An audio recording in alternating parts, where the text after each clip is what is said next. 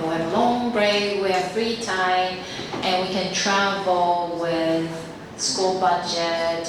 And many of my students said, oh, teachers, it's so easy. You only teach 9 hours a week. So you only need to work 9 hours a week. So easy. You just come to class and show up for 3 hours and leave, and all the free time, right? And we used to dream about students will respect teachers. Based on your observation, are they happening right now in college? So every time I ask my students, do you know how to write 尊师重道, 4 characters? They're laughing so loud. So yeah, I also had this type of expectations or conceptions about this job. And also I saw my college professors as very easy work environment. They showed up and opened the textbook and read through everything and done with the class. So we can sleep through any kind of classes you can think of.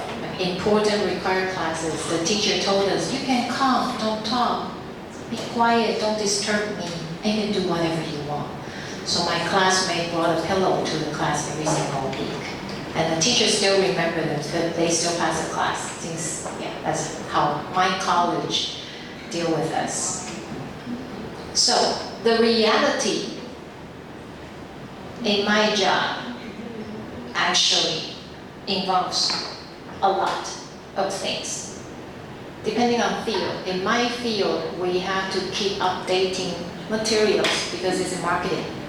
We are supposed to have the most latest information and application of things, commercials and tools and platforms. So when the students said to me, oh, teacher, you have to prep, I always want to. So I like to have students try with this profession once. And then we have to design the class content activities and things. In most of the classes, if it's 3 hours, we have to memorize things for the 3 hours. At what time, what to do, what kind of class content, what kind of activities, what kind of assignments. So all of these things have to be planned ahead. And you have to execute for the 3 hours. And afterwards, you have to go back and review what really happened. So if the teachers treat this job very seriously, usually they will have some kind of physical and mental problems before teaching. So there was once, I don't have it right now anymore, I had a panic attack when I was teaching. So I suddenly couldn't breathe. And I had like a class of like 70 students. And I had to, I think I ran to the restroom and puke. But I cannot puke out anything. Then I realized the doctor told me, oh, you're just too nervous. Relax. Okay.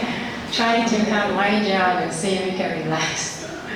So up to now, we still have nightmares before each semester. We dream of not going to class on time, or you showed up naked type of nightmares. So we're still kind of afraid of making mistakes. So in addition to teaching, in Taiwan, we also have to join a lot of administration jobs, recruitings, and also planning activities outside of the classrooms for the university level to deal with foreign students and other things. So during breaks, we usually have to catch up with our research work. So summer break, winter breaks, or like a midterm, when you are having midterm, teachers are usually trying to catch up with the job that we left during the teaching hours. Okay, so it's not as easy as I expected, but then I feel a lot of benefits are still involved in this job. So even if my students graduate for so many years, they still come back, and sometimes they have problems with careers, with personal life, with whatever, they still come back and talk to me. Because certain things you cannot share with people in your life, then I'm the person who's outside of their life. But still, we have some kind of connections. So I'm still doing service for students who graduate. I still talk to my advisor, even though he's in the States. So I kind of feel every other while if I can get connected with my advisor, I kind of feel safe and secure, like back to the good old days. So although we are a low-paid job, but we have all these kind of benefits, especially so-called flexibility. And this is the only job that I know that you get to meet a new group of people every 4 to 6 months. So I get to meet so many people throughout my career. Not only you guys, I have students in the EMBA program which can be much older and they work in different industries and also PhD levels. So I get to meet a new group of people every 4 to 6 months. So I always keep very fresh feelings about my workplace. My colleagues are the same, but students are new ones. So basically, I feel very refreshing all the time.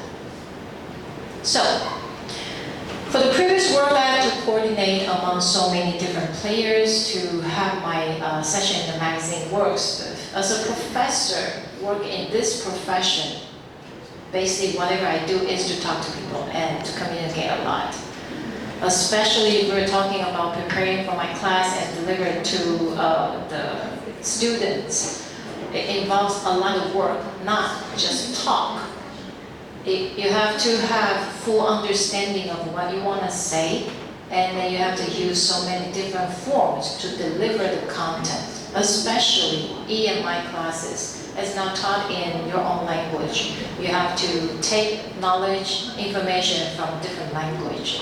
So I have to learn how to rephrase myself in many different ways. And I also have to learn how to help my students understand what I said with other type of expressions.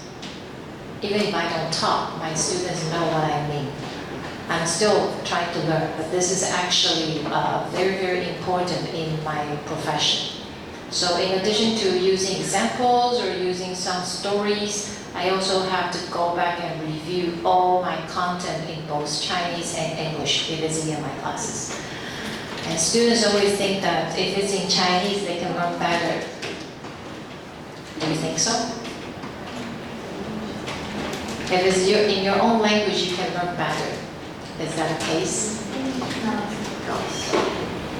Do you know why? Even if it's in your own language, you don't learn better. Or you don't perform better. Why? Yes? I think it is because like sometimes in our own language we have like this, so like for example in English we have these different terms for something, but in our language we only have one term for something. Very good. If you use your own language, you're so used to it. And sometimes my students talk to me in Chinese without any subject and without any sentence. They use words only. I have to keep asking them, use sentence with me. You're speaking in Chinese now. Why don't you use sentence? But teacher, don't you understand what I say? No. Use sentence. We take our language for granted. We don't really express with clear message. And also, because you're using your own language, you somehow believe that you're better at it. But then, if you are not good at Chinese, which is your own language, you won't be better at another language. So having a very good fundamental knowledge about your own language is a basis to express yourself better in another language. And the other thing, mutual communication. So when I do teach my own classes, I am not a person who talks a lot. My students have to talk a lot. And I force them to talk a lot. So if in the future you ever have a chance to come to my class, I'm not like this. Because you're not my student, I cannot do anything. But if it's in my own class, there are consequences if the students don't talk. Why do we force students to talk? I believe in YZU, well, at least in some classes, the teachers want you to express your opinions. It's because if you do not tell us what you think, we don't know. What else I need to say? If you don't ask questions, I don't know what's next. And in your generation, it's very common that you don't know how to ask questions. So it's a very common situations in my class. And what I do with my students is if you don't talk, 30% off. So if you can get 70 points from after class activities, you can still pass the class for your grade, would be nice. So that's somehow I have to force them. And some students, they understand the importance of contributing or of giving feedback to the class so that they can learn more.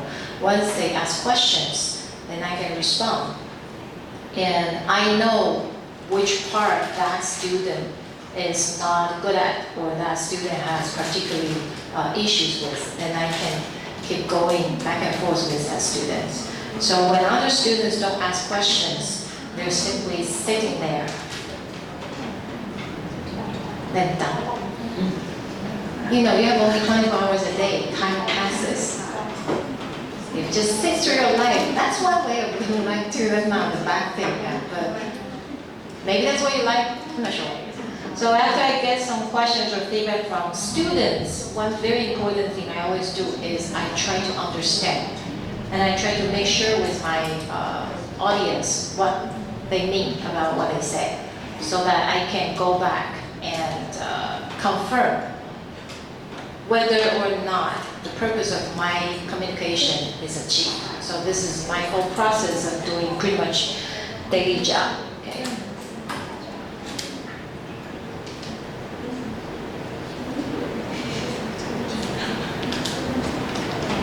So basically, I don't think that I need to emphasize the importance of language and knowledge, right? Do I need to emphasize one more time?